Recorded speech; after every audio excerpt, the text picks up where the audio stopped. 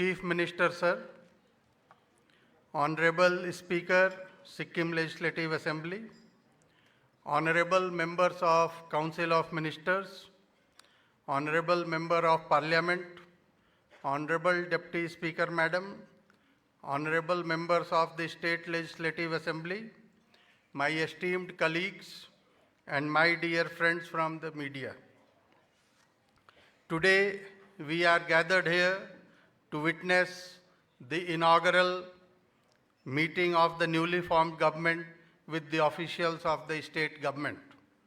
On behalf of the state administration, I extend our warmest congratulations to the Honorable Chief Minister and the team on the historic and resounding victory in the recent Sikkim Legislative Assembly and Lok Sabha elections.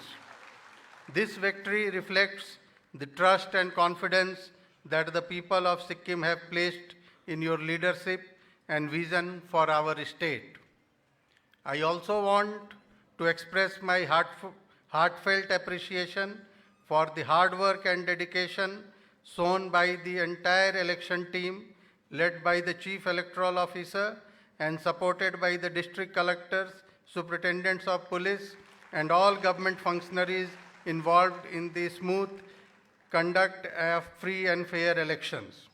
Your commitment, diligence were instrumental in ensuring a free, fair, and transparent election process. Mahatma Gandhi famously said, "The best way to find yourself is to lose yourself in the service of others." As we embark on this second term of governance under the skilled leadership of our Honorable Chief Minister and his cabinet, I want to highlight the significant measures undertaken by the government in the last term for the betterment of government employees.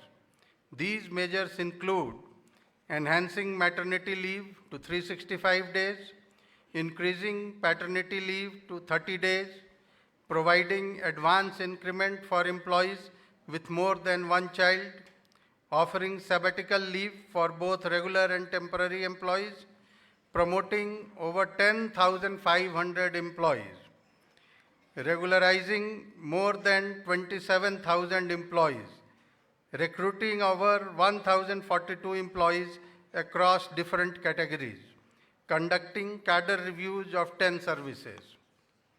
With significant measures underway for the welfare of our employees, it is our duty to exceed expectations in our roles. As state government functionaries, we must uphold our position with steadfast dedication, discipline, and diligence. Unfortunately, there has been a rise in lackadaisical attitudes among government employees, signaling a decline in state government efficiency. Significant lapses in basic administrative processes need immediate attention. Over the years, we have seen a decline in the quality of notation and even keeping spaces for higher authorities to sign or comment, which are critical steps often overlooked even by senior officials. And this, despite repeated reiteration of these guidelines from time to time by Department of Personnel. There is a felt need to revive and strictly adhere to practice such as maintaining records, guard files, and other documentation. Therefore, I emphasize the urgent need to adopt a back to basics approach to ensure the integrity and efficiency of our public services. Integrity, honesty, discipline, and transparency must underpin all our actions. Accountability is paramount. Meticulous record keeping and clear audit trails must be maintained. Instances of untraceable files have become commonplace in offices. This indicates a culture of leniency where corrective actions are not consistently enforced against lax attitudes. Often such cases are reported casually without initiating action or fixing responsibility. Henceforth, it is advised that such matters be treated with utmost seriousness, reported following due process and responsibility fixed. It has also been noted that communication with various departments and correspondence with the Government of India is not being documented correctly. All head of departments and head of offices are to take such matters seriously and personally ensure that corrective measures are taken immediately. Furthermore, there is a lapse in most simple of procedures like numbering note sheets and correspondence pages. Files are not being maintained properly and there is neglect in managing part files. It is often seen that part files are created too frequently when they should be only created when absolutely necessary.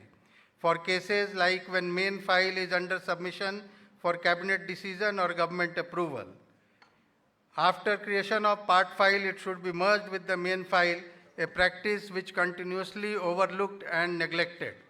I request all head of departments to take this note and in future the creation of part files and subsequent merger are to be certified by the head of departments personally.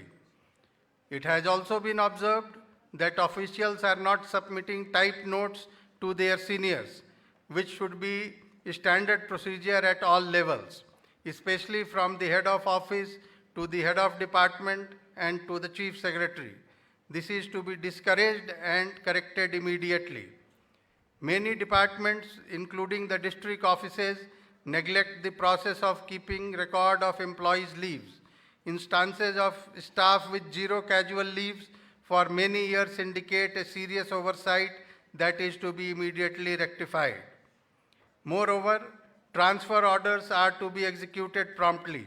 Head of departments should ensure that officers are relieved within 1 week and should not wait for the relieving officer to join unless instructed otherwise by the competent authority.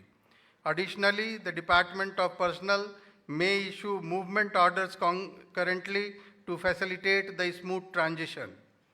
Such administrative lapses have become the norm, and officials have forgotten the manual of office procedure. I therefore request all officials to go through the manual of office procedure and process official works in adherence to it. The last time the manual was updated and printed was in 1998, and there have been no updates since then. This matter shall be looked into at the earliest and to ensure it remains current and relevant. I also request the Department of Personnel keep reiterating some of its important provisions to refresh the officer's memory regularly. Additionally, regular refresher courses in office rules and procedures should be undertaken to ensure continuous training for all officials at various levels. It is also the duty of the senior officials within each department to train and mentor their subordinates, rather than solely relying on Department of Personnel for such trainings. I urge each one of you to work as a collective team, teaching and learning from each other, especially guiding your juniors.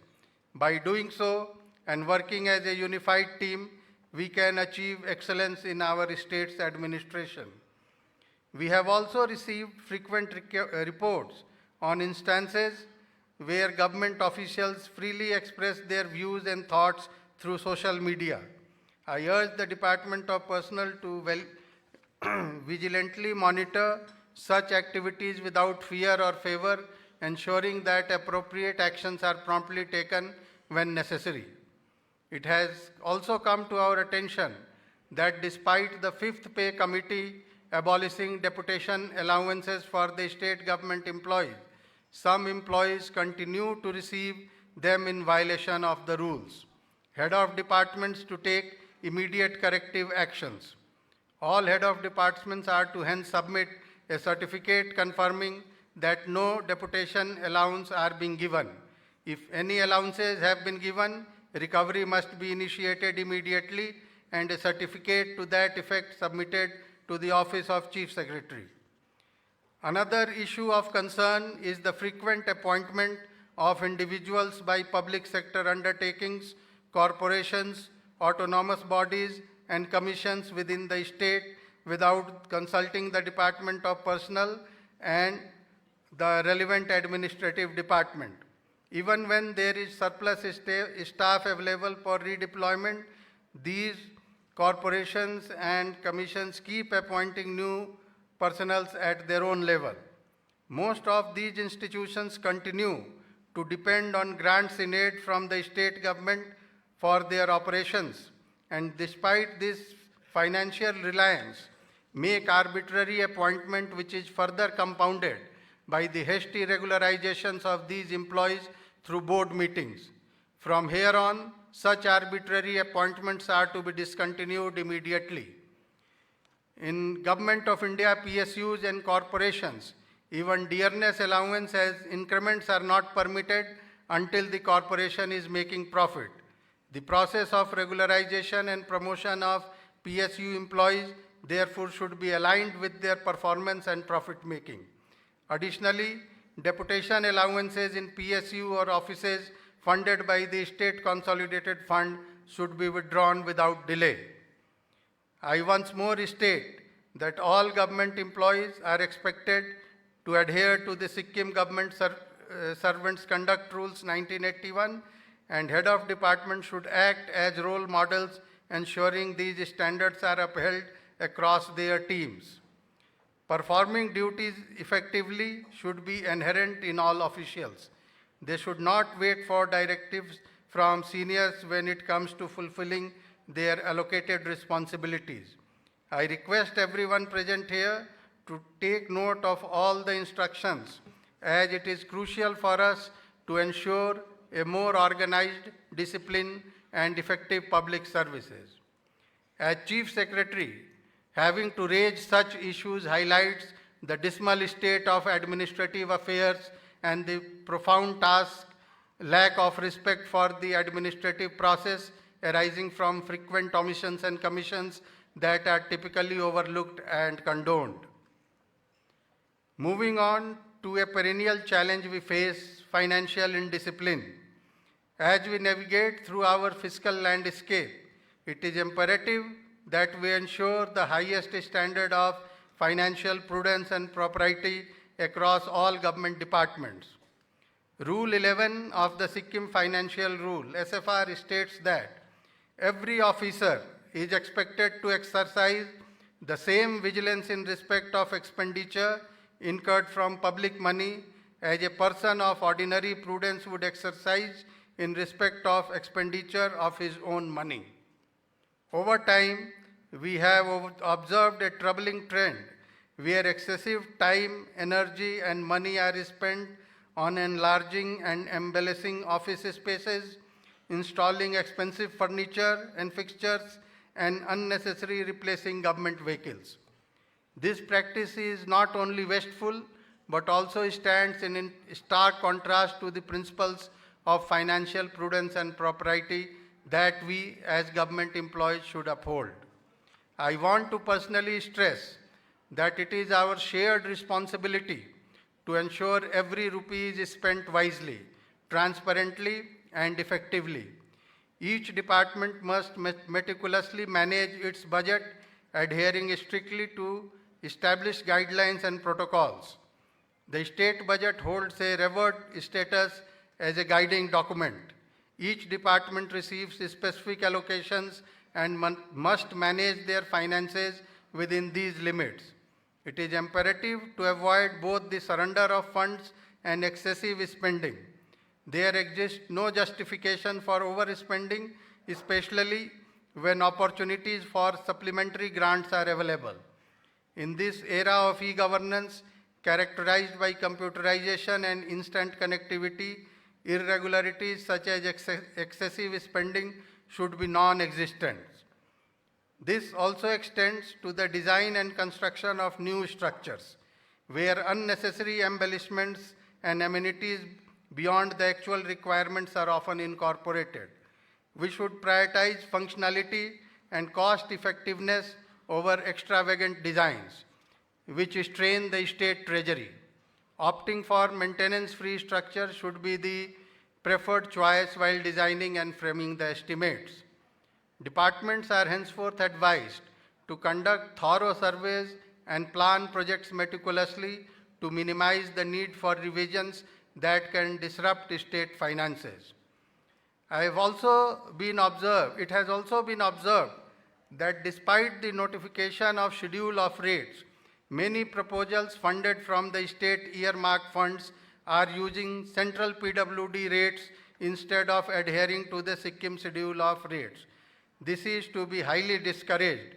Also, the administrative department responsible for updating and publishing the schedule of rate is advised to update the same at regular intervals to maintain accuracy and relevance. There have been various assets of international standards created across departments, but a concerning lack of proper inventory maintenance has been noted. Established procedures for inventory management are often overlooked by officers, impacting transparency and accountability. I would like to request all the head of offices and head of departments to have a look of the inventory registers of their respective offices and to see whether it exists or not, and if it exists, when was it last updated. Departments have failed to maintain registers such as advance registers, inventory registers, assets and liabilities registers, which are essential to monitor the assets and liabilities of the department and make informed decisions on further expenditure by the government. These documents are also crucial for the submission of utilization certificates and other reporting requirements. Additionally, there is a noticeable gap in preparing video or pictorial documentation of the assets essential for showcasing our achievements to high-level delegates and fulfilling reporting requirements. Departments are henceforth requested to promptly create and maintain such documentation from the beginning of the project. Departments are also advised to submit proposals only when budgetary provisions are available. Proposals and estimates should be framed and necessary approvals obtained well in advance to avoid a rush of expenditure at the end of the financial year, a concern that has been repeatedly raised by the Accountant General also. Departments are further advised to refrain from submitting proposals seeking exemption from interest on mobilization advances, payment of royalties, and other state taxes, ensuring proper revenue collection for better financial health of the state should take precedence over seeking exemptions. Every government officer must exercise the same vigilance over the public money as a person of ordinary prudence would exercise over their own money. There is no room for extravagance or wasteful expenditure. Going forward, there will be zero tolerance for poor planning, lack of foresight, and ineffective monitoring during budget preparations and request for supplementary grants. It is saddening that the Accountant General has reported that there are 239 inspections across all the departments and 1,223 audit observations pending due to lack of responses from the various departments.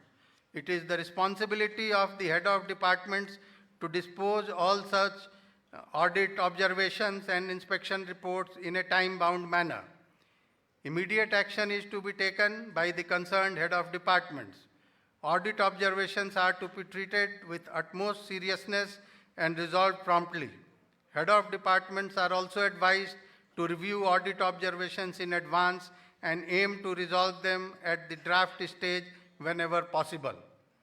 Turning to revenue, it is imperative we bolster collection efforts. Each department is to work diligently towards meeting and exceeding its revenue targets. Effective strategies and innovative approaches are essential to optimize our revenue streams and reduce fiscal deficits. Departments like commercial tax, excise, motor vehicle, and land revenue play pivotal roles. State goods and service tax are our main revenue source, shows promise post-COVID-19 with a buoyancy rate of above 1.5. Our tax revenue post-COVID-19 pandemic has been buoyant and is growing faster than our gross state domestic product. It is imperative that these departments explore and capitalize on all possible avenues to boost non-tax revenue. The collection of revenue by the Power Department specifically is abysmally low considering its potential. The present trend of collection is way behind the cost of the supply of power. I am surprised to know that until today, the commercial establishments within Sikkim are not provided with smart metering. The Power Department is advised to immediately take appropriate action. Additionally, domestic supply should also be provided with smart meters in a phased manner within a year. Revenue leakages present a significant challenge to our financial stability and impede the government ability to implement welfare schemes. Leveraging technology can effectively address most implementation-related constraint and leakages. A detailed circular outlining these measures shall be issued shortly, and it is to be followed in letter and spirit. Effective tax administration encompassing all business activities is critical. We must enhance GST compliance and expand our tax base. The Excise Department, with robust monitoring and enforcement, can significantly boost revenue. We are implementing technology-driven solutions to streamline revenue collection process. We should commit to optimizing revenue streams, reducing fiscal deficits, and ensuring our tax revenue continues to grow faster than our gross state domestic product. I call upon each one of you to embrace this directive with the seriousness they deserve and to rigorously follow all financial principles, rules, regulations, and policies set forth by the government. I also request you to stay informed, updated on the latest standards and practices to ensure full compliance. Let us work towards making the Sikkim government a beacon of accountability and efficiency, setting a model for others and significantly enhancing our collective impact on the state's development. As we look ahead, our focus must be directed towards several critical tasks: enhancing the quality of education and healthcare facility to bolster the state's response, prioritizing infrastructure development, including roads, water supply, electricity, while ensuring their efficient usage and timely maintenance, ensuring public safety and safeguarding property, providing citizen-centric services, addressing societal inequalities, cultivating a conducive environment for business to thrive, upholding law and order, and empowering vulnerable sections of society to lead dignified lives. I trust my address today is received with positivity and optimism, offering solutions to the challenges our system faces, of which we are all keenly aware. As Ralph Waldo Emerson once said, good thoughts are no better than good dreams unless they are executed. So let us all pledge together that the good thoughts we execute it to its fullest, and let us embrace these ideals and work together to build a more efficient and accountable administration for the benefit of our people. As I conclude, I once again extend our heartfelt congratulations to Honorable Chief Minister and his team on assuming office for the second term. I wish them a highly